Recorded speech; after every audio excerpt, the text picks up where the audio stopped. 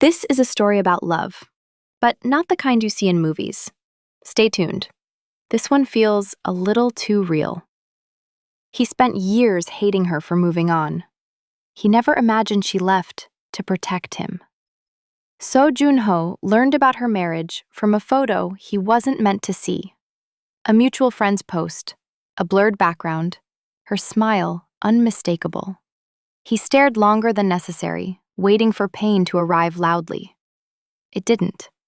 What he felt instead was something colder. Replacement. He told himself she had moved on easily, that love had meant less to her than it did to him. That explanation was easier than wondering why she left without asking him to stay. Years earlier, Jun-ho believed their relationship was steady. No fights, no drama, just distance explained away by work and fatigue. She never complained, never demanded reassurance.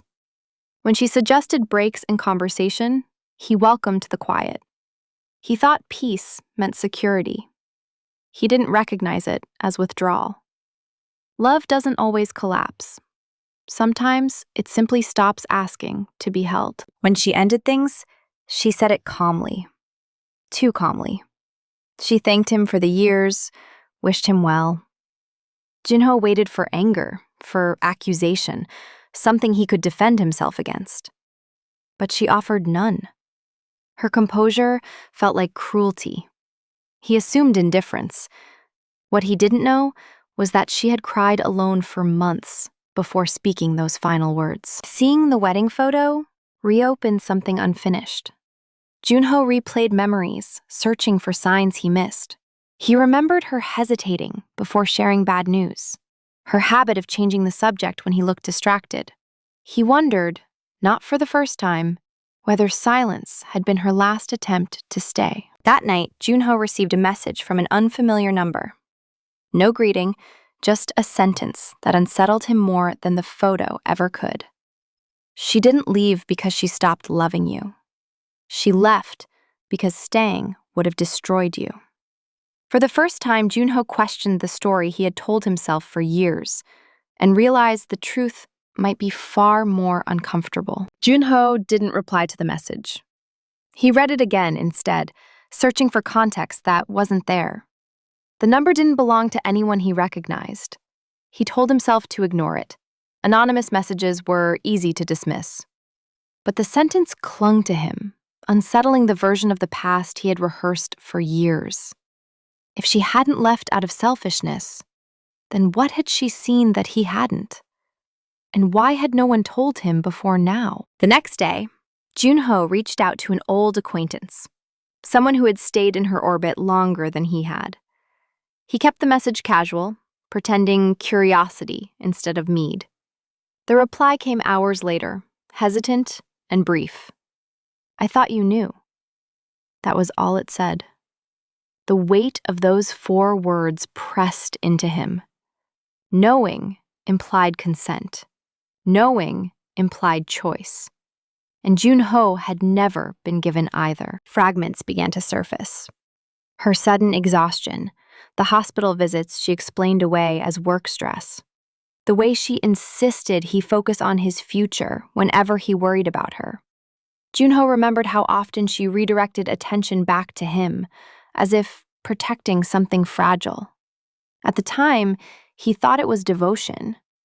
Now it felt like concealment, deliberate, careful, and costly. Jun-ho understood then why the breakup had been so controlled.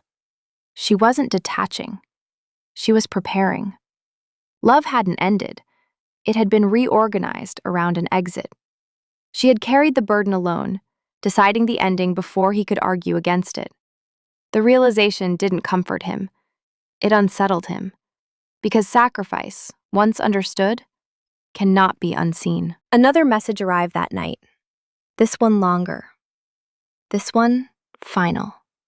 She believed you would choose guilt over growth if you stayed. So she chose loneliness instead. Jun-ho sat with the phone in his hand, breath shallow, heart loud. The story he had lived by for years cracked open, and something heavier, took its place. Junho finally traced the number. It belonged to someone he hadn't spoken to in years, her older sister. The realization alone tightened his chest. She didn't greet him warmly. She didn't accuse him either. Her message was simple, restrained, almost tired.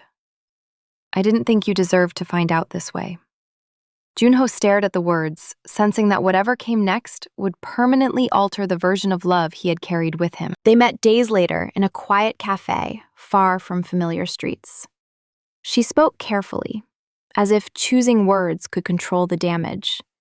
She told him about the diagnosis that came early and quietly, about how it wasn't immediately fatal, just uncertain enough to rewrite plans. She told him how her sister refused to let him rearrange his life around fear.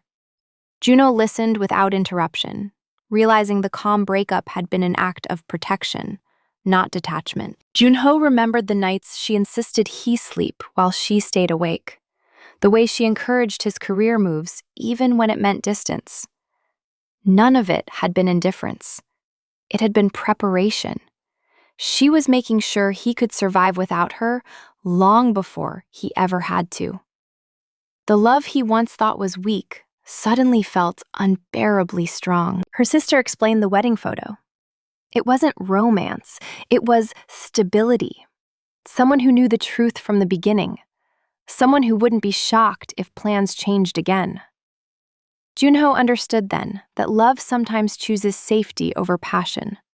Not because passion is lesser, but because endurance requires witnesses who are prepared. As Junho left the cafe, the city felt different, louder, sharper. He had spent years resenting a woman who had been quietly saving him from a life defined by fear and sacrifice. Love hadn't abandoned him. It had stepped aside. And that understanding hurt more than loss ever did. Junho stopped asking questions after that meeting, not because he had learned everything, but because there was nothing left that could change the outcome. Knowing the truth didn't offer relief.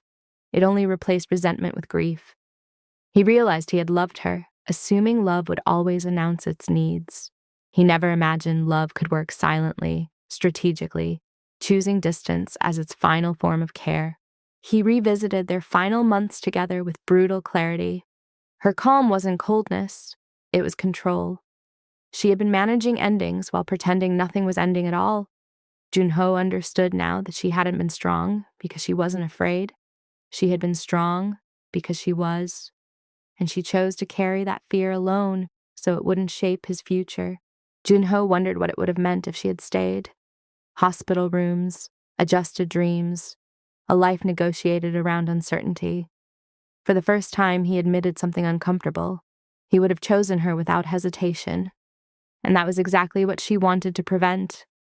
Love had made a decision on his behalf, one he never consented to but benefited from anyway. He drafted messages he never sent. Not apologies, gratitude. Words felt insufficient for a sacrifice that large. Junho realized some acts of love cannot be repaid, only honored through how you live afterward. She hadn't asked to be remembered as a loss. She had asked to be remembered as a reason. That night, Junho stopped wishing for another chance. Some endings are complete because they were intentional. Love didn't fail them. It fulfilled its purpose quietly and walked away. And as Junho looked out at the city, he understood something final. Being loved like that was not a tragedy. Losing it was simply the price of being protected from it. Life resumed, but Junho moved through it differently. He spoke less about the past and listened more in the present. When people shared fears casually, he paid attention.